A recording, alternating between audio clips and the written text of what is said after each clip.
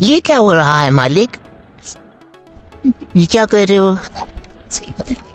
ये सारा तुम्हारा ही गंद डाला हुआ है डेजी, देख रही होगी कैसे तुम। मुझे तो बहुत गुस्सा आ रहा है। ये सारे तुम्हारे कारनामे हैं।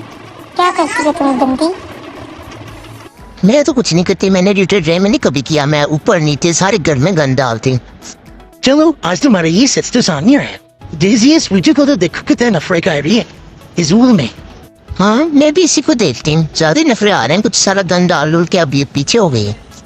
मालिक अभी याद रखना, सो टिकियां देख देख जा रही है, फिर जा रही। पकड़ो इसको, नहीं जाना हुए। मैंने कुछ नहीं किया है डेजी। जैसे देख रहे हो आप इसे, कितनी बदतमीज है ये। फिर आप कहते हैं कि इससे दोस्ती करो।